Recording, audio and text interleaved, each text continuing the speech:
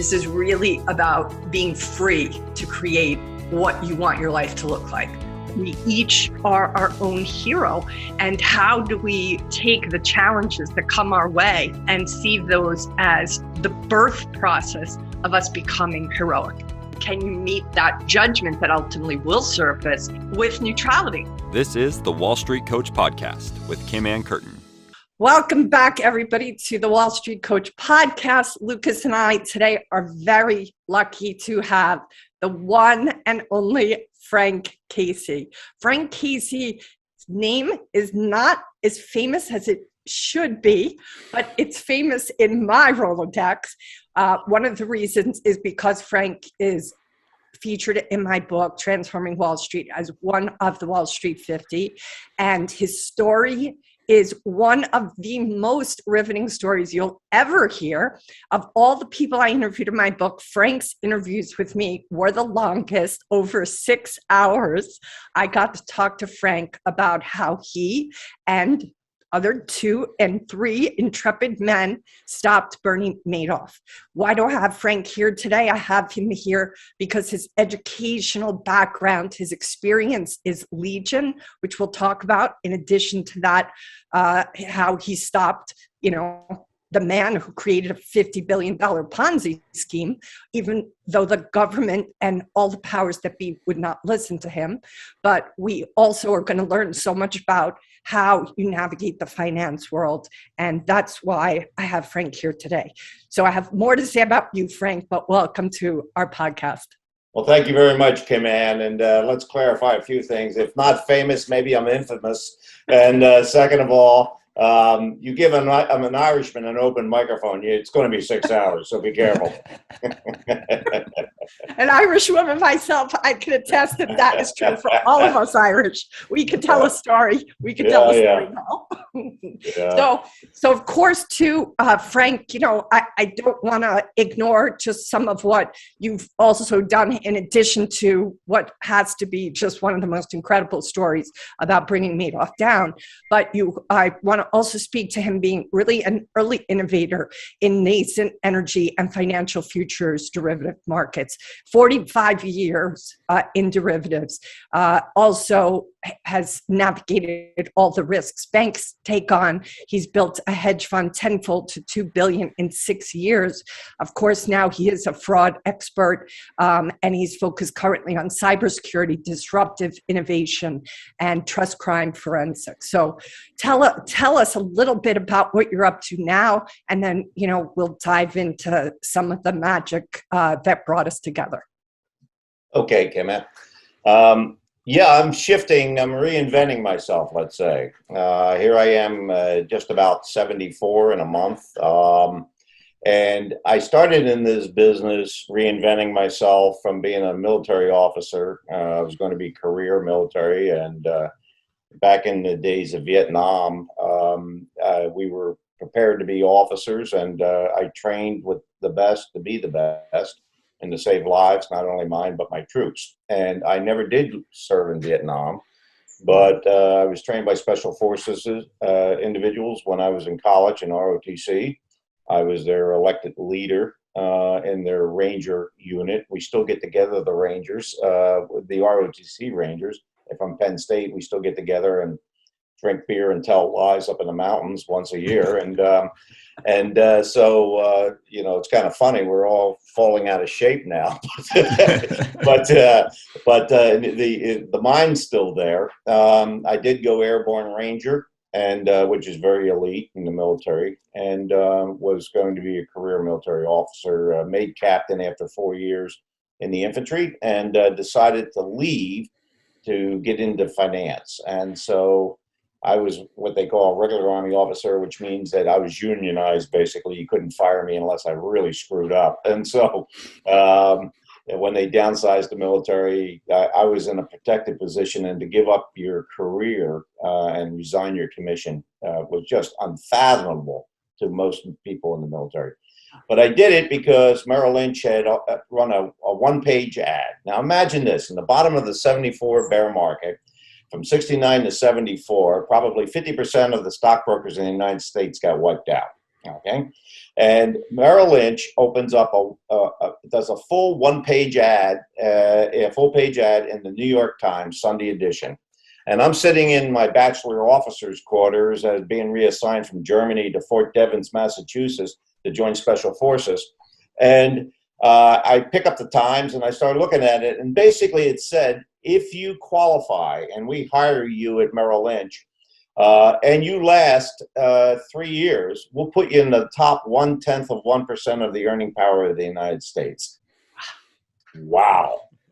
Charge that hill or go work for Mother Merrill. I think I'll work for Mother Merrill. So I quit the military and took the gambit. And when I joined the firm in '74, we had the third largest office in the system in Boston.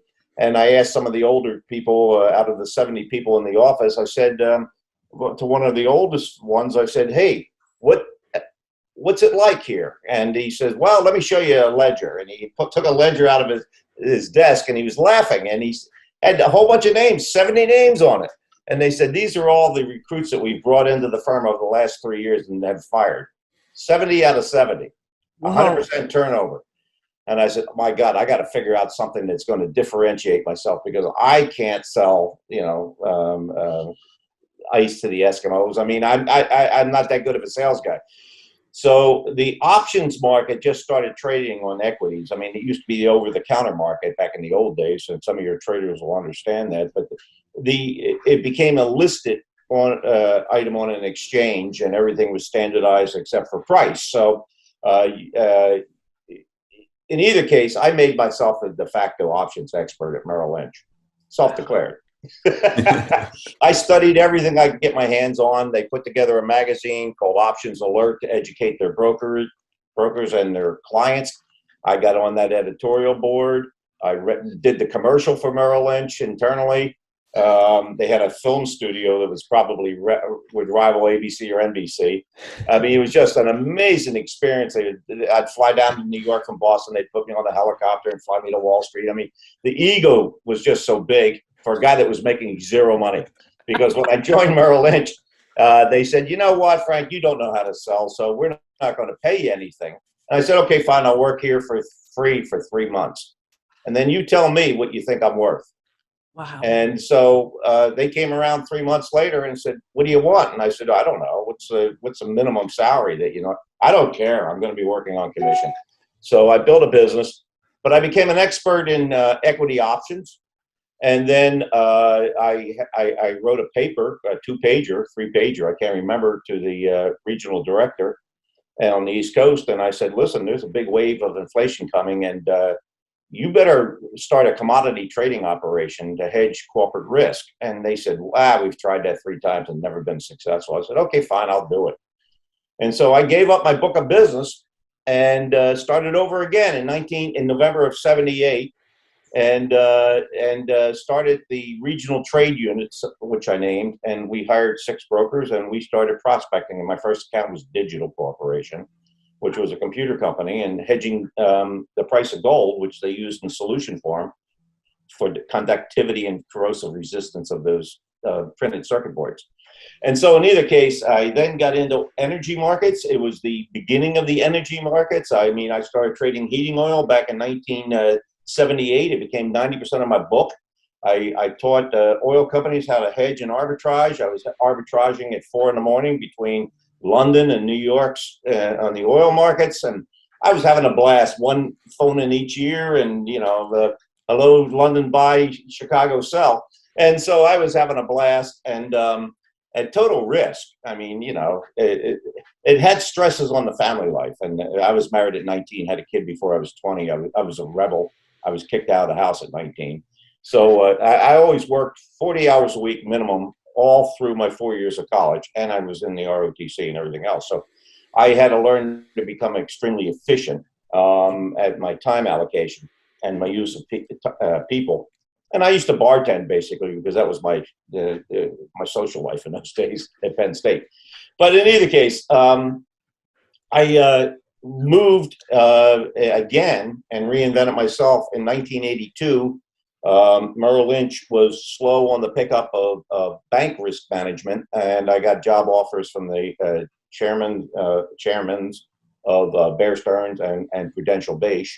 And so I took a leap and went to Prudential Beige and started bank risk management, starved to death for 2 years, and learning that market. And there was no bank risk management in those days. I mean, there was no hedging operations. So I started using options on Treasury bond and Treasury note futures contracts to hedge mortgage-backed origination at mortgage banks. And so I was 3 derivatives removed from the underlying, because the banks were writing naked puts. When they gave you a rate lock, you went in and you say, hey, I want to get a mortgage. They say, okay, we guarantee 8% for 90 days while you go through the application process. And of course, if rates went up, you did the deal as the consumer. If rates went down, you said, well, screw that. I have no money in the deal. You go to the next bank and you got it down at 7.5. So they were writing naked puts on the, and they were being put the deal to them when it was not a good timing. And so I taught the banks how to hedge that risk. I became a senior vice president. I made a lot of money, and in 1 month, in March of 1987, the bond markets cratered, and I was buying and selling $1 billion at a whack, face value, and in fast markets. And I paid more in taxes in that paycheck in April than I made, in income the next 3 years in a row, cumulatively. So I mean, you have these ups and downs. Now, I'm not suggesting that this is what people should do. Right. But your trading community will understand it, because even if they are risk adverse and very diligent at trading, and I did study trading for years, and I can get into that a little bit, but you tend to go through hot periods and cold periods. And so I am a personality that was special operations designated for the military. Yes. And of course, where did I gravitate to? Special operations and finance. And so I was over on the other side of the ledger. Instead of an M16, I was carrying a trading record. And so in either case, as long as I could keep innovating, I was okay. Yes. I then saw I had a down period where my banks got merged out in a period of about 6 months. I mean, I couldn't believe I lost my top 3 clients by takeover. And so, even though one of the new acquiring presidents said, well, what is it you do? And he spent 4 hours with me, and he says, I don't need to do this. I said, let me tell you something. You don't do this, you personally will be fired as the chairman of this bank in 1 year, and your bank will be sold within 2. And he laughed. He was gone in 1, and the bank was sold in 2. So, I mean, sometimes you shouldn't laugh at a trader. Exactly. But in either case, the bottom line was I reinvented myself again, and it's not a smooth transition. I mean, there are a lot of lumpy periods here, and during that period, by the way, let me just tell you where I went. Sure. I landed up on shifting from the what they call the sell side of the business to the buy side of the business. I landed up working for Rampart Investment Management, and we ran $8.5 billion in options overlays for big pension plans. That's where I met Harry Markopoulos, and I started building structured financial product using optionality embedded in these things to broaden our array of offerings. And so I was out proselytizing to insurance companies and the uber wealthy on structured financial notes that basically had a variable coupon tied to hedge fund returns, but they couldn't lose their principal because I had banks underwriting a premium, which I paid basically to put it to them, so I'm protected. So my clients were protected. Pretty esoteric out in the weeds stuff, but that's how I found Bernie Madoff, because Bernie, I wanted to go chase this rich Frenchman who lived in New York, Thierry Megon de la Villiers, and Thierry said, hey, you're an options geek. He said, I've got a secret manager that is using something in the options and I can't figure it out. And I said, well, show me what he does. And he blanked out the name of the firm on the top because he had the manager had to be secret. And in the early days of Madoff, Bernie Madoff, he ran that business as a sidebar to his real business, which was market making, trading, block trading. And that was a legitimate business function. Of course, he innovated the actual NASDAQ computer matching of buy and sell orders and became the chairman of NASDAQ. So he was a genius in that way. Mm-hmm. And but he was running this secret business on the side. So if you told anybody that you were invested with Bernie, he would fire you as a client and he would not pay you your 1% per month, like clockwork. And so I was looking at this, and Thierry is showing me pieces of paper, and it's like buy 1,000 IBM, sell an OEX call, and buy an OEX put, and all these different types of index type hedges against individual stock positions. And of course, you got cross correlation, idiosyncratic risk in that. And I couldn't understand what this guy was doing. And Thierry says, well, it's something very complicated. Split strike conversion. Well, I was doing that in 1975. And here it is, the spring of 1991. I mean, I knew what it didn't do. And it wasn't my genius developing that strategy, by the way. I had tremendous luck. I declared myself an options expert. I read everything about it, and I had no clients. So I had this, I was trying to get a client or two. And lo and behold, in Boston, this client potential prospect walks in and he says to the boss, I'm 24 years old. I have a PhD in mathematics from MIT. And I'm very, very wealthy. And I'm from the Midwest. And I want to trade equity options. And I've got my own home computer. A home computer in those days, Kim, looked like a 4-drawer filing cabinet. It was called a digital PDP-11. And he literally lived around the corner from the Ritz. And we would go over there and program at night. He did the programming. I'm not a math geek.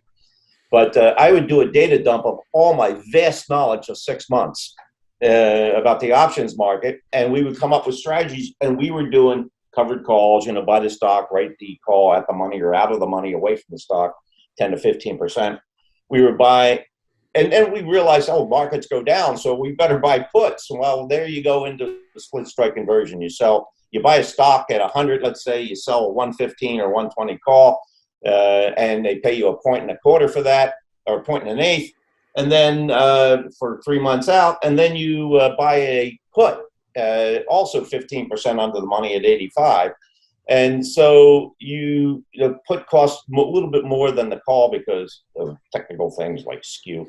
But in either case, what it means is the income is going out the door in paid premium.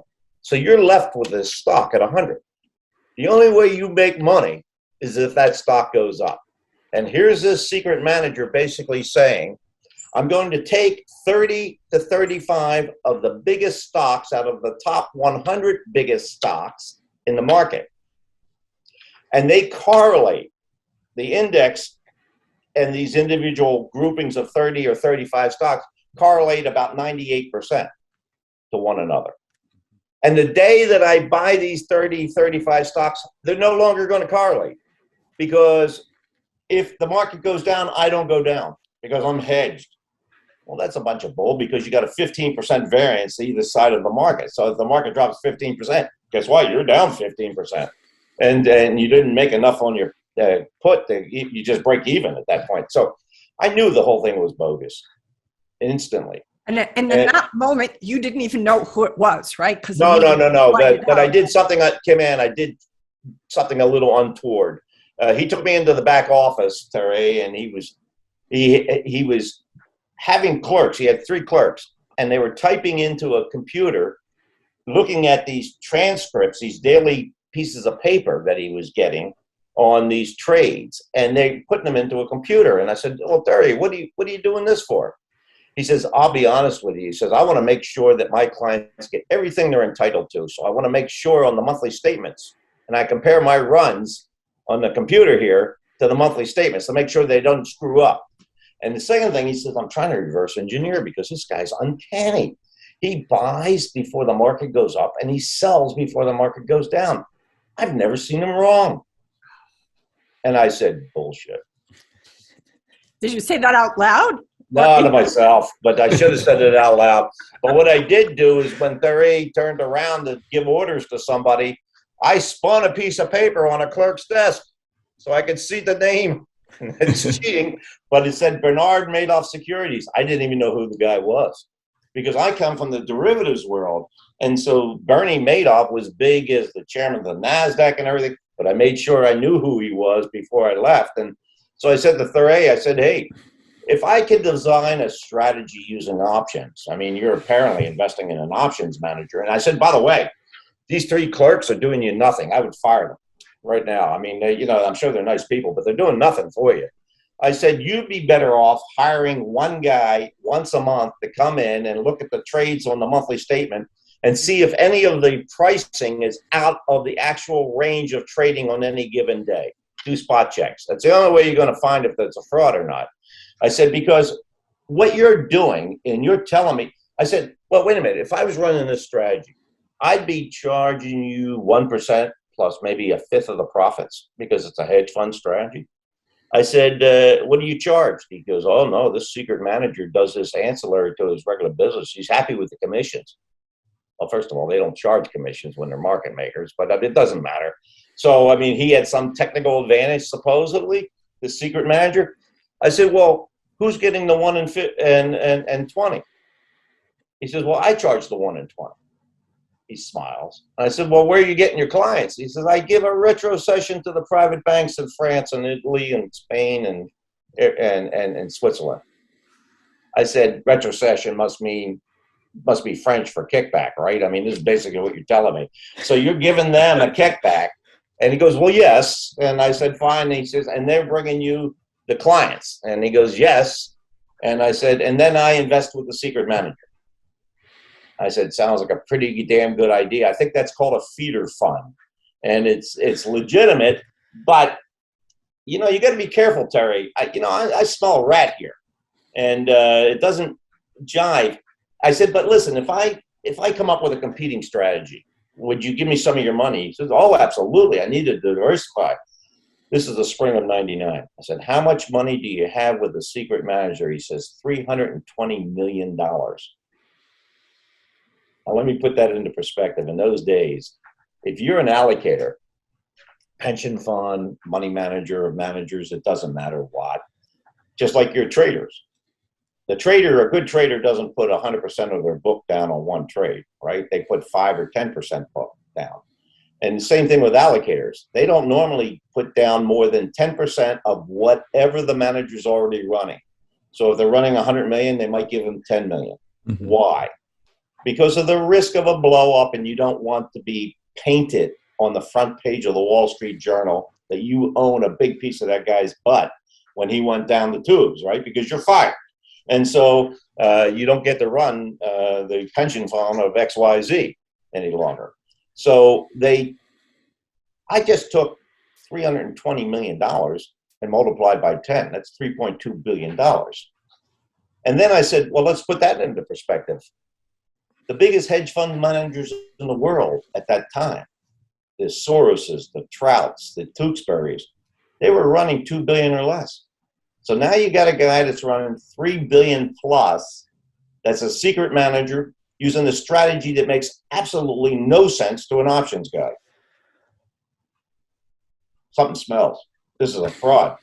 So I knew it was a fraud, but I took it back to my bosses in Boston, and they said, oh, this is exciting. You can get this into, we're running $8 billion plus.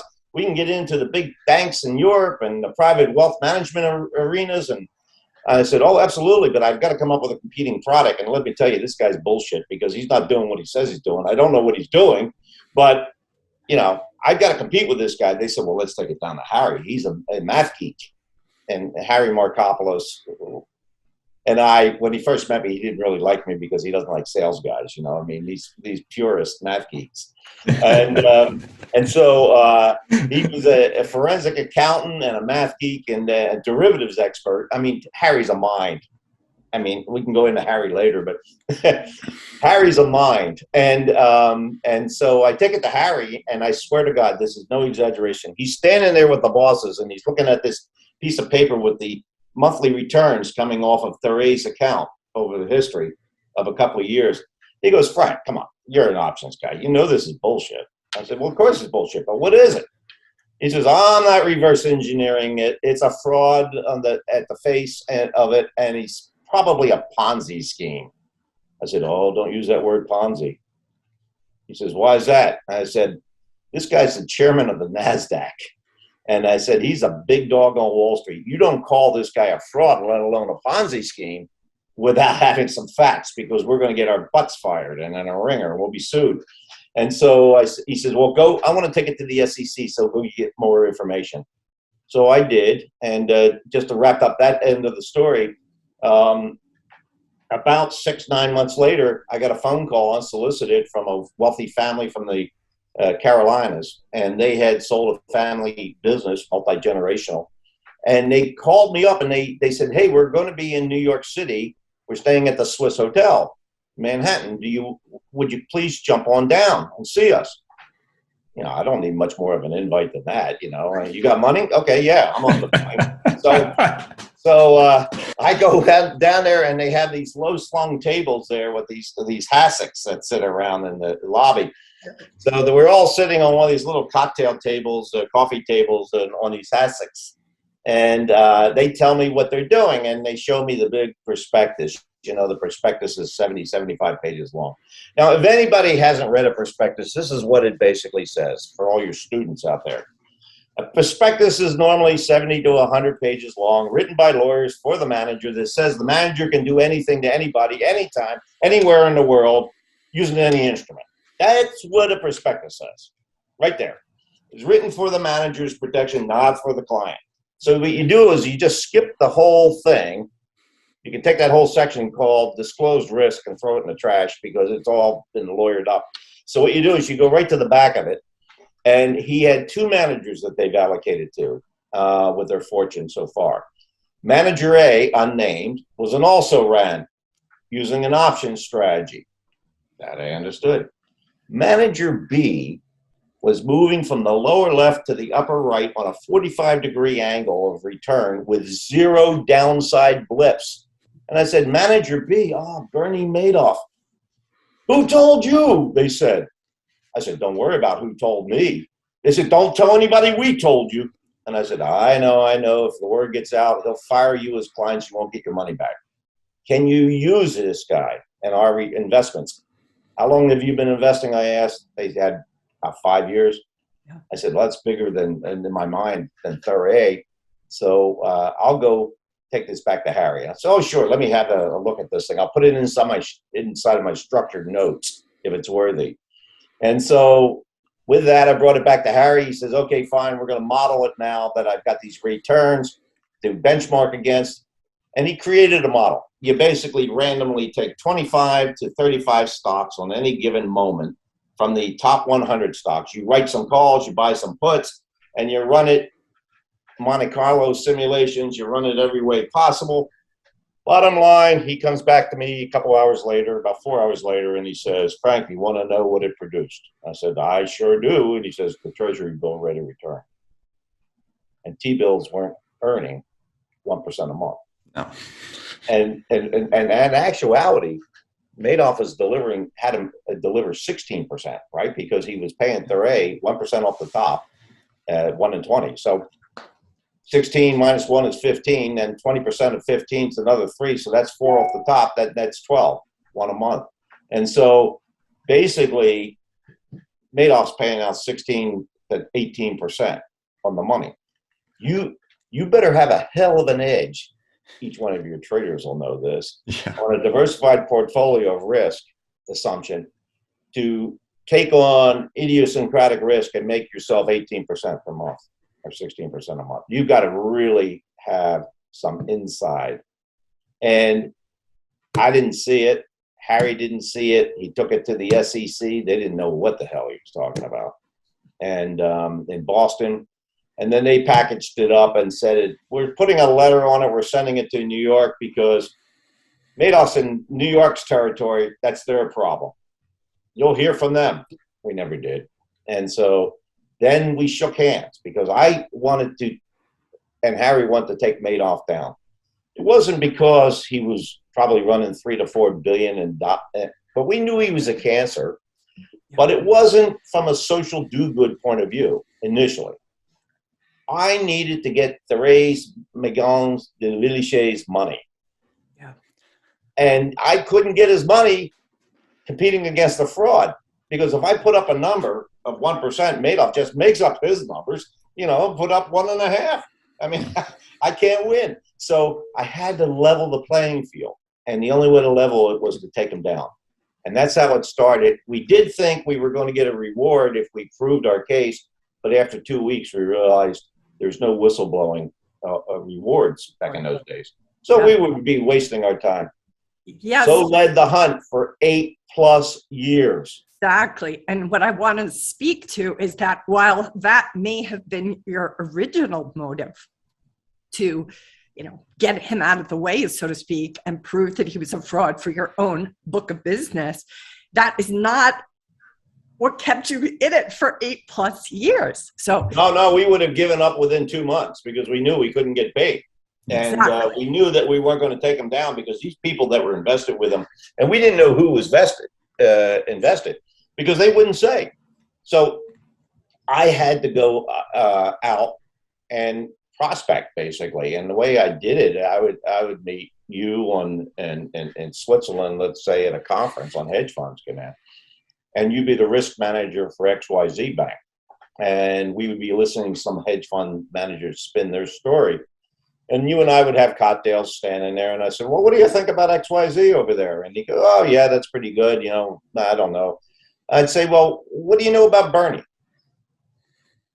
And you would look at me, stop, and concentrate and say, well, what do you know about Bernie? Exactly.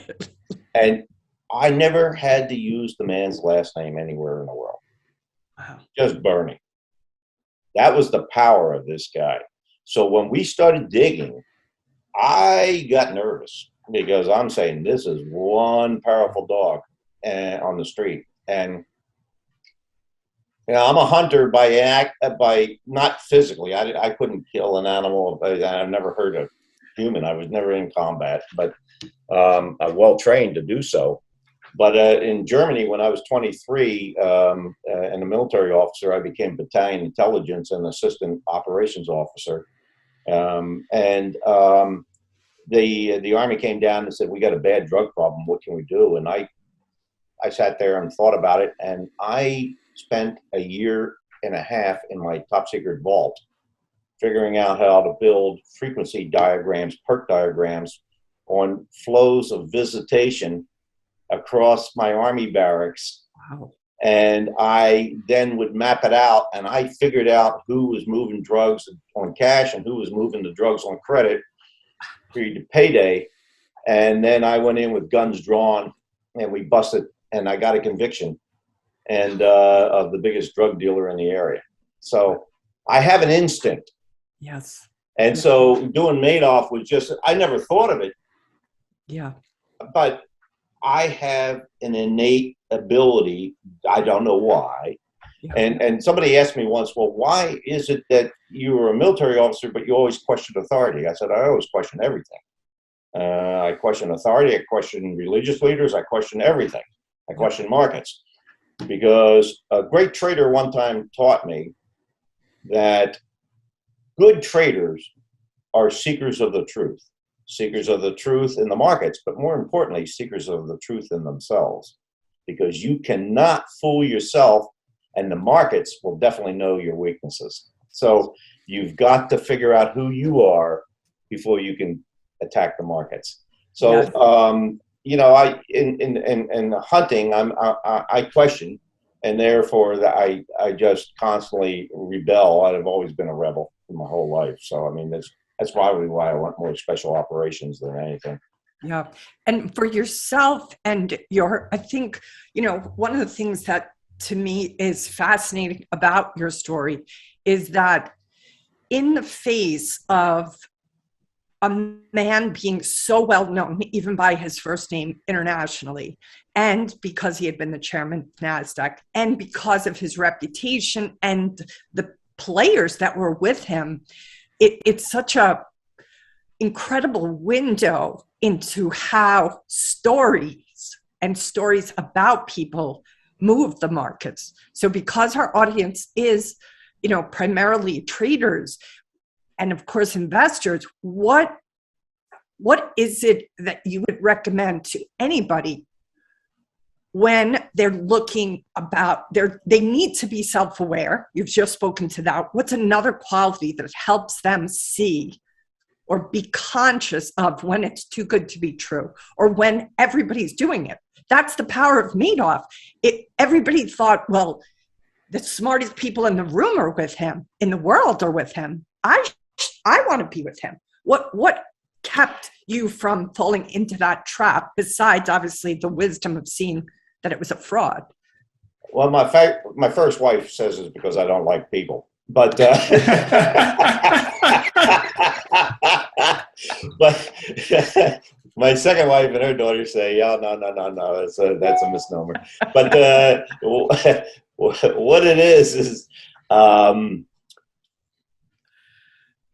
one has to question your own reaction to things in order to self-evaluate not only risk assumption, but what's going to make you happy in life, right? And so I don't want to get too much into the weeds here with the whole self-awareness thing, and by the way, I did study, I won a position and I had to pay him, but a full institutionalization with Dr. Van Tharp, a neuro-linguistic programmer coach, trading coach. I read about him in Jack Schwager's book, Market Wizards, or The New Market Wizards. I can't remember which. Nope. But he was holding the competition, and I competed against 220 other individuals with trading systems. And they were out of Goldman and Merrill, and I mean, everywhere, Lehman Brothers, Bear. And you had to have a real trading system. And I spent 2 years trying to develop one. But second of all, you had to be screwed up to some degree and enough to pay him money to be fully institutionalized with 12 other guys and sitting in there and divulging your system and having it torn apart.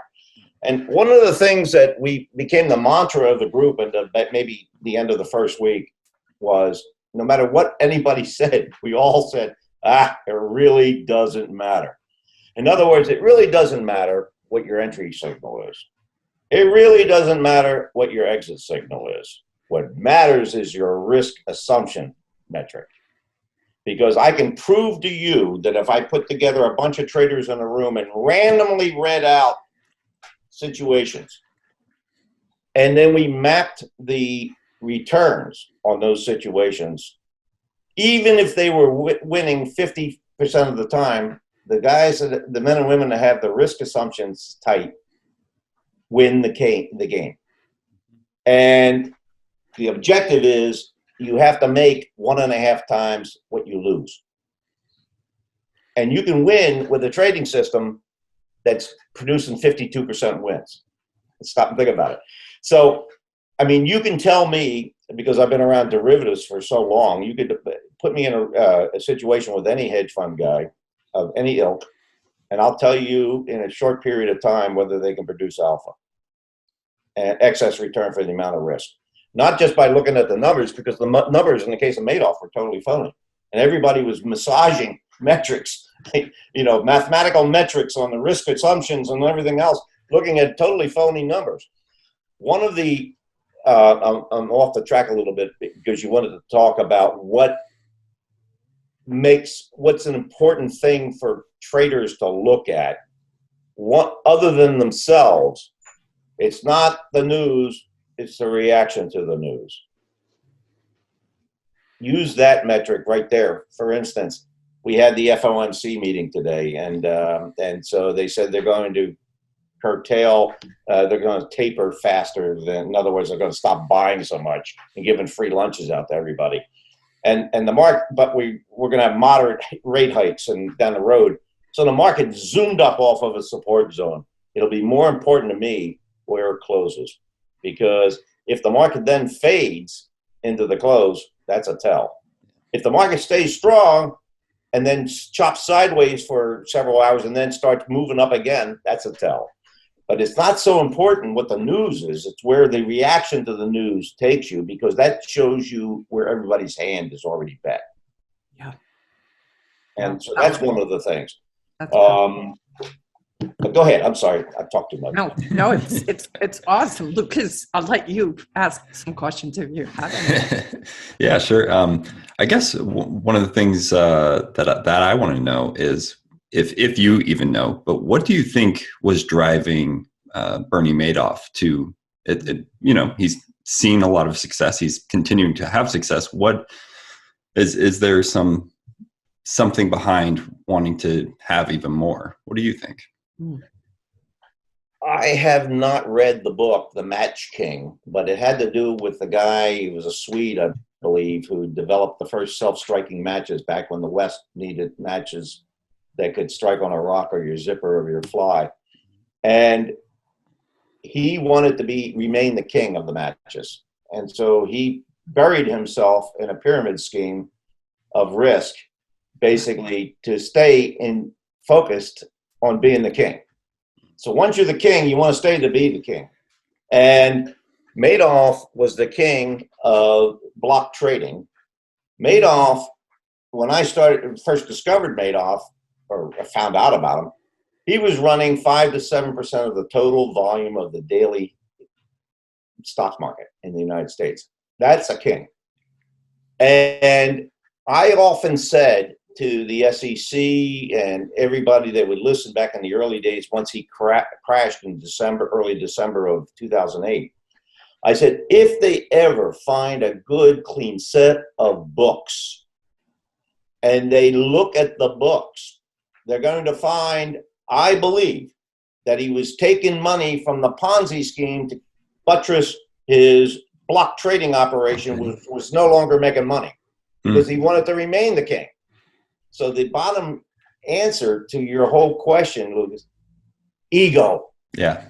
And ego drives winners to be winners, but then to keep them there, they have to have monster egos in a way. They have to be almost narcissistic, right? To want to continue to get the honorarium of public opinion, right?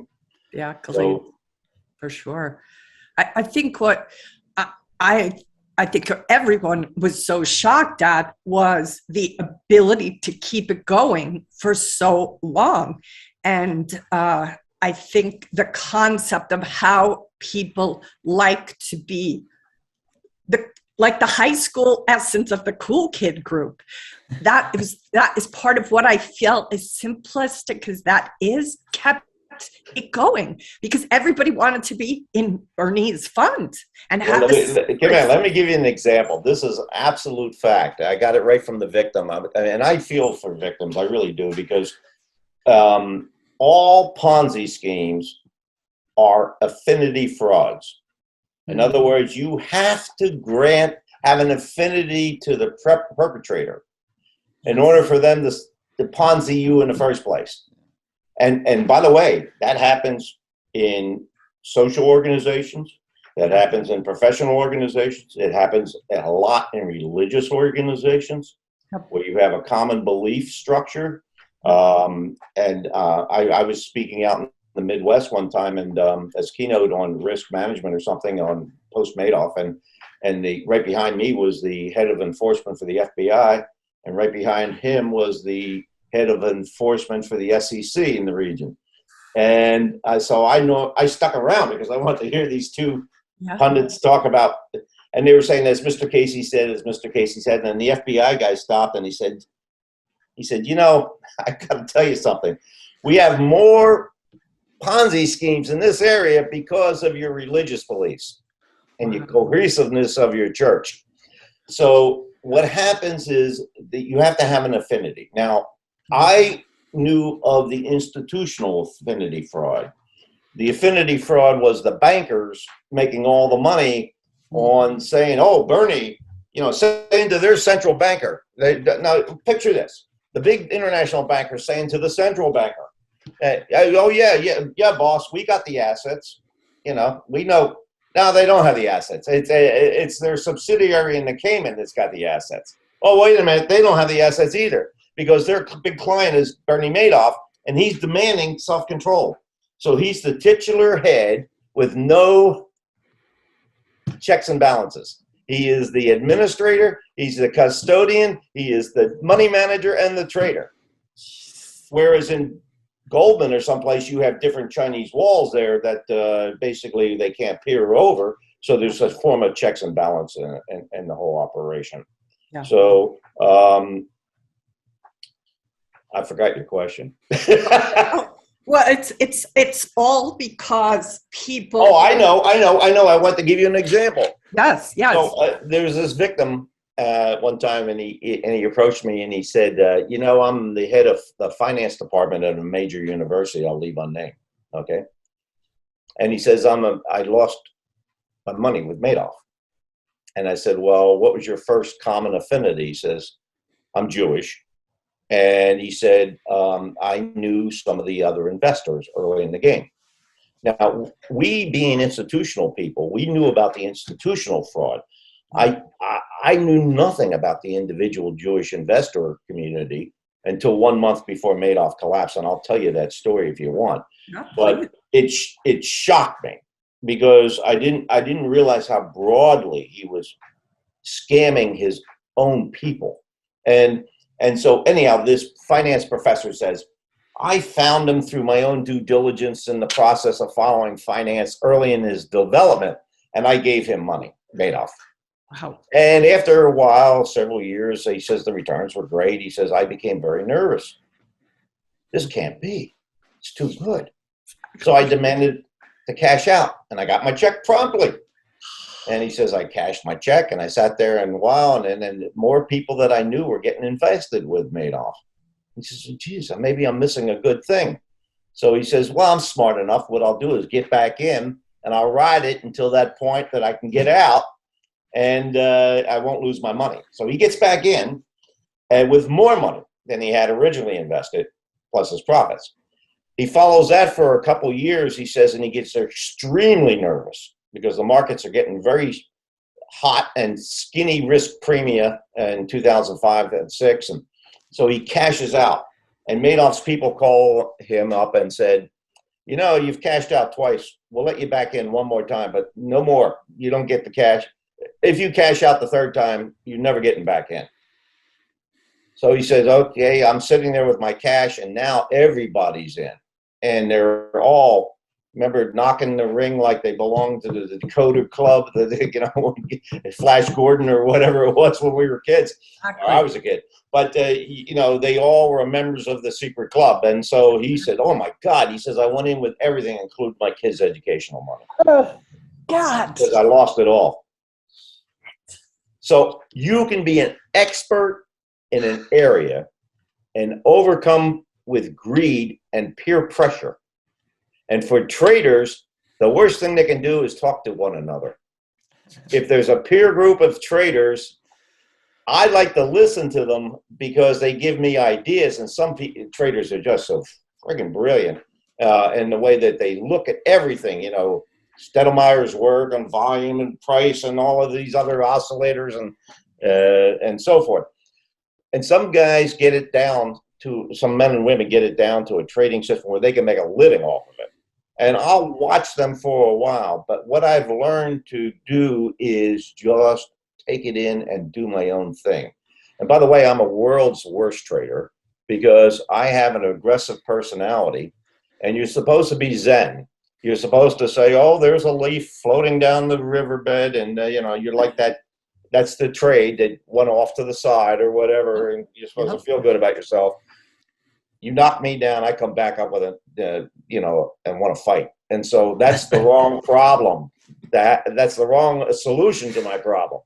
But that's awesome. It's awesome, Frank. They know that about yourself. Well, the only time I ever won trading was entering a trading competition where I received honorable mention after an audited trail of a year trading futures. And with an account size, you had a 90% probability of washing out. That was $10,000 trading futures. It's too small. And so, but when we came up with the trading rules, my young partner and I, my intern, I realized that I'm really bad exiting because I want to fight. And so I put him in charge of the exits. Brilliant. And I couldn't interfere with the exits. Brilliant. We hit our objective, we took our profit. When we hit our loss, trailing parabolic stop, we were out. And I would fight them and argue and go home and miff that I missed, that I should have doubled down, damn it.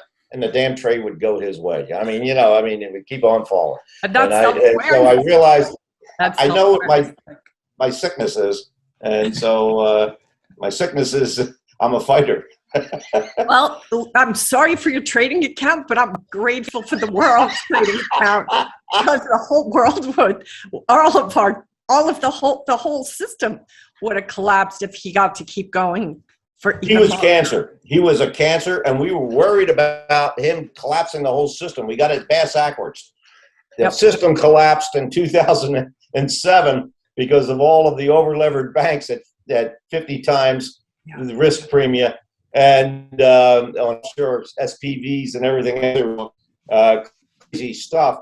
They were all levered up their balance sheet, on and off balance sheets, and they had to delever. And when they began to delever, they went to their trading community and they said, that risk is margin we gave you, 10 to 1, you got to cut it to 5 to 1. And all of a sudden the traders said, well, geez, I can't sell because I'm in micro caps. There's no volume there. I can't sell to stock A and B and C. I better cut 50% across the board. And then all of a sudden it was all sells, no bids. And then the market started cratering and they started compounding and so forth and so forth. So Madoff was the last available cash. And people said, well, you know what? He's like an automatic teller machine. He just produces money and he's liquid. He can get out. You might not be able to get it back in, but I got to get out, Bernie. And so he couldn't keep the ball in the air any longer. Yeah. Yeah. It's amazing that, how many years was it that he was in business for? Oh, I don't know. Many years. But, I think I couldn't prove this, but I believe he was running the Ponzi schemes when he first got into business. When he was working for his father-in-law, I believe, or who was an accountant. And he was, I didn't know. I've never spoken to Madoff. I had no desire to speak to Madoff. But the story goes that he was trading very thinly traded OTC stocks, over-the-counter stocks. And he was doing okay, and then the market crashed, and he realized that his clients, his father-in-law or whoever, gave him would be such an embarrassment. They took all his profits from trading and told them all that he had gotten them out the day before the market crashed and gave them back their money. And that started, they used to call him the Jewish Treasury Bill, honest to God, down in Boca, because he was safe as a Treasury bill. And so I think he started, when he first started, he was in running a bucket shop operation, as they say. It's interesting. I think he's been with it. He did it all the time. Because the answer you gave to Lucas was ego. And that story, how it all started was ego, right? He didn't want to look wrong. So we're probably going to bring this to a close. But Frank, what would your advice be, to the sophisticated traders that listen to us, to the new traders, or to any investor? What is your, parting words of wisdom to them? Okay. I've branched off into something new from trading. So it's applicable to trading, but it's also applicable to whether you've been a victim of a major fraud or not in your trust company or whatever. I'm working on a case right now where the family was robbed of $500 million in a trust fraud over a period of 20 years. And I'm using forensic accountants to figure it all out. And then I'm putting lawyer teams together that are willing to bet with me on contingency against a big reward. So I'm now working on financial gunslinging. And, there's no payment here. I'm hoping to God to get a hit. But it holds true, and whether it's that field or trading. first of all, realize this piece of logic came from Robert Ferguson, who used to be the head of investments for Weyerhaeuser and ran the fund of funds that I helped build the $2 billion. He was a genius in his day, and he's still alive.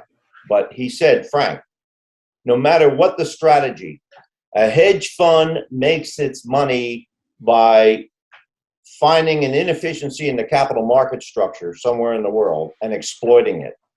And if you find something to exploit, it cannot take a lot of money, because that's why the inefficiency was there in the first place. So if you allocate too much money to them, they'll trade themselves into efficiency. They'll be returning return, but it's all beta or all market-driven rates of return and risk. You're not getting more return for the less risk. So that's the first thing. Realize where the trader, whether you are the trader or you're signing up with a trader, you realize what gives them the edge. And it's usually an inefficiency that trader has picked up on in the marketplace that may be short-lived. You don't know. But if you're investing in it, don't give them too much money, because chances are he'll trade himself or herself into efficiency and remove the edge that you have. So you'll be trading without an edge. The other thing is transparency. I mean, I want transparency in everything that I see and do. I want liquidity when I can get it. And I want client control, TLC, tender loving care, transparency, liquidity, and clients. And in other words, you've got to be in control. Never give up your control.